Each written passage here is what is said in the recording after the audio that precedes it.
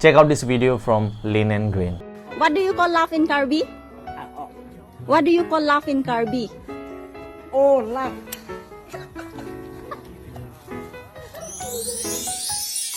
It has got more than 100,000 views, 10,000 likes and more than 1,000 shares. Why? Because we all can relate to it, right? We all love pork. But is pork truly our love?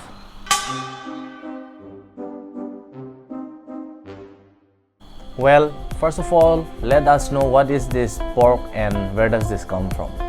Pork is the meat of pig that we all know of. Pakok in Karbi, Gahori in Assamese, Omabaitort in Bodo, and different names in different communities. According to Indian Council of Agricultural and Research, ICAR of May 2024, primarily there are 14 indigenous pig breeds that are found in India.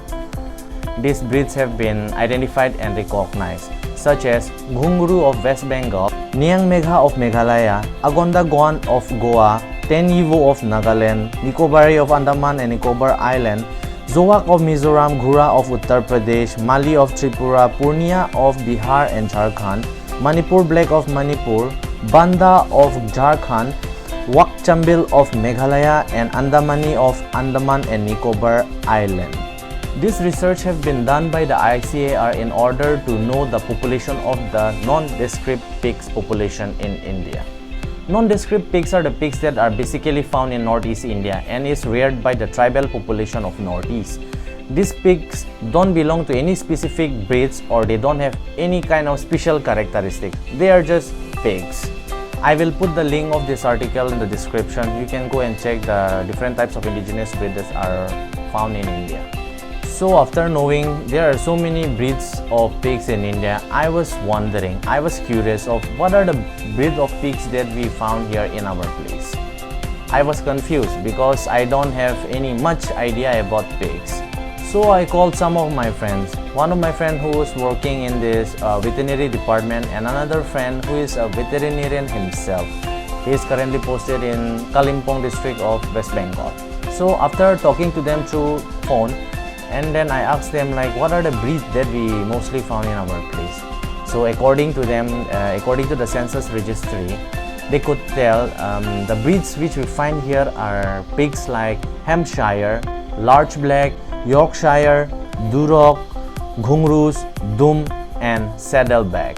What's interesting is that all of the pigs I have mentioned other than Ghungru of West Bengal and the Dum of Assam, all of the other pigs are exotic breeds. Pigs like Hampshire are exotic breed from America, and there is Large Black. Large Black are an exotic breed from United Kingdom, and there's like Yorkshire which comes from both America and England. Originally this pig Yorkshire or Large White is from England, but in the 18th centuries the American took along with them and crossbred with their own breed, and then they made their own breed, that is the American Yorkshire, which is the most found pigs in all over the world. And there are pigs like Duroc, which is also from America itself, and there's pig like Saddleback, which is from United Kingdom again. It's interesting, right? How are these exotic breed of pigs are here in our land? Exotic pigs of breed are nothing but the pigs which do not belong from a particular region or a country, which is exported from different country for commercial purposes or something else.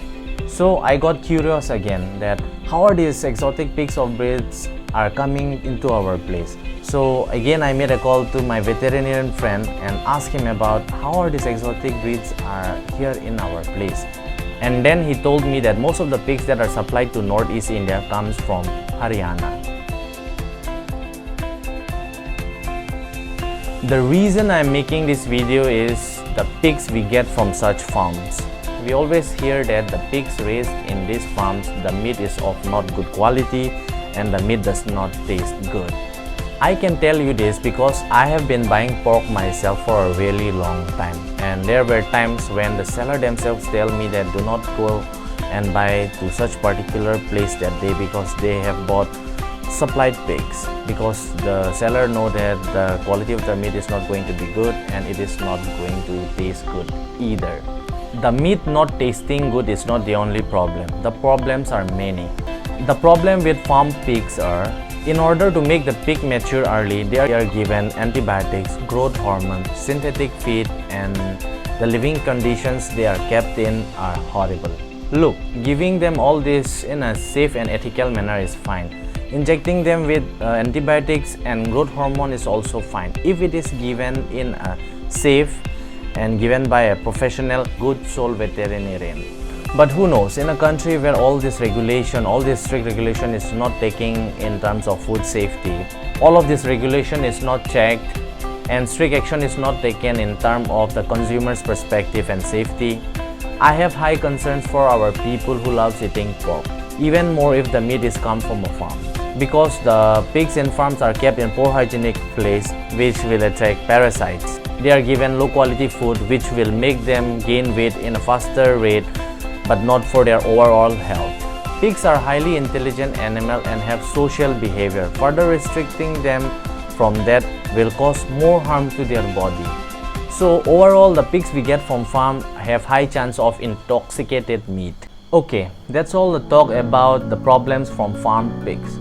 What about the pigs that we rear here then? Luckily in our place, when we go to the seller and ask them about where this pig has come from, they tell us it has come from Ingtiham, Terangham, Teronham, Timungham, or Rongham, Anglong. Yes, it's true. I being a tribal with the Karbis, if not rearing in many numbers, we at least have one pig in our house. The problem is, to all the 90s kids tell me this, do the pigs you see around these days similar from the pigs you used to see 20-25 years ago? No, right? The pigs before used to be hairy and is not that fat. They weigh around 40 to 50 kilograms. I can say this because I have been growing up seeing pigs throughout my life. We even have pigs now also. And also, in the name of making profit, some people follow unethical manner of feeding. They even give the pigs growth hormones, in turn which they gain fat instead of muscle, which is very unhealthy for the body. And one thing I have noticed is that the meat does not even taste good. So I would request all those people not to ruin the health and taste of the pork. Because someone someday who will get sick is going to be someone from your own family, friends, and your loved ones. Another reason I'm making this video is to tell you the side effects of eating pork in an uncontrolled manner, the bad and the good side. We all know pork is the main source of meat in our diet, full of protein, vitamins, and minerals. Pork can be very dangerous for health if not consumed in moderation and you don't know the safe way to consume it. Pork is high in saturated fats, which is the main reason of your high cholesterol level, which is the main reason of your clogged arteries, atherosclerosis, and high amount of saturated fat consumption leads to type 2 diabetes, stroke, and many other cardiovascular diseases. And you might not know this, but the main reason of obesity in our place is because of eating pork in a regular manner. Why consuming pork in a large manner should be avoided is because the digestive system of a pig, unlike other animals like us humans, the pigs don't get rid of toxins from their body much. So in turn, they store those toxins in their fatty tissue, which we often love eating. Another issue is that pigs don't have sweat glands, so they don't sweat out toxin much, which leaves more toxins in their body.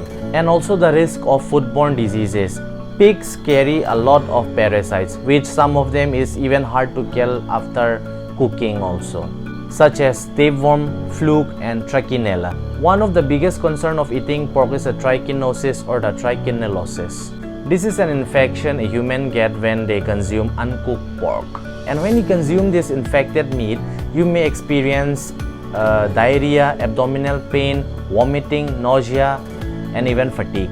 But don't worry, we can prevent it by just cooking it fully done, which I don't have to tell you because cooking pork have always been in our tradition, whether it may be in functions, ceremony, marriage ceremony, or rituals also. So by knowing or unknowingly, we always cook our pork fully done. You see, I don't have problem with eating pork, but I have problem with us preparing in a wrong and harmful manner. Cooking that pork in oil, butter, and so many much more extra fats deep frying that pork, which is already high in saturated fats. Now you're frying it in oil and adding more trans fat, which trans fat is one of the worst fat in all of the other fats. You get trans fat from all the fried food items you get from street because it is one of the most inexpensive and easiest way to cook food. Also, I have problem with us consuming unethical manner with alcohol in a huge amount. Also, I have problem with people considering processed meat such as sausage, bacon, ham, which is high in preservatives, high in sodium and nitrates, which leads to your high blood pressure, diabetes, and many more. You see, I'm not trying to fearmonger anyone, but I'm just saying what needs to be said and doing what needs to be done. Now that being said, pork may not even be that bad because pork is rich in high quality protein, which is essential for your muscle growth, maintaining muscle, and overall body function. If you're an athlete and work out regularly, then this meat is very essential for you. Pork contains important vitamins such as vitamin B6, B12, thiamine, and niacin. It is also rich in essential minerals such as selenium, zinc, phosphorus, and iron. Pork is also high in creatine. Creatine is a compound which is essential for your muscle growth and maintaining muscle. And the pork fat, much of it contains polyunsaturated and monounsaturated fats, which if consumed in moderation, it is good for your heart health. And also fatty meat may help you in fighting insulin resistance, which pork is a good source for it.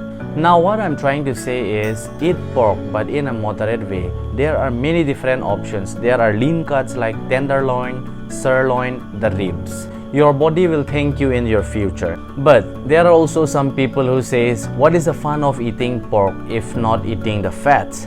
Well, that is the problem. If you want to eat fats as much as you want in some days of the week, then you should. It's been a while since I've seen your face. How you been? I'll admit I've really missed this place. Just so you know you haven't been replaced, 'cause I still think of you now like nothing has changed. And we just can't deny our hearts are beating time. We're both so synchronized, whoa. And we can't let a lie in between you and I. There's always love we hide, but it's always with you. It's always, it's always, it's always with you. It's always, it's always, it's always with you.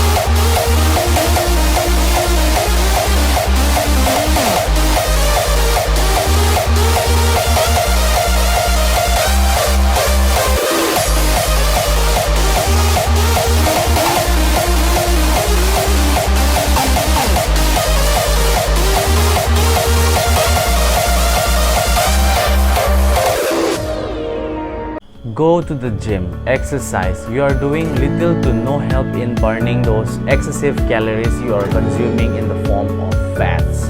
You are living in the 21st century where all your health specialists, the doctors, are taking care of their health by exercising. You are not immune to these diseases that is going to come in your way in life. You are too young and you are too blind to see the truth. Go exercise. And yes, gym is rewarded. Peace.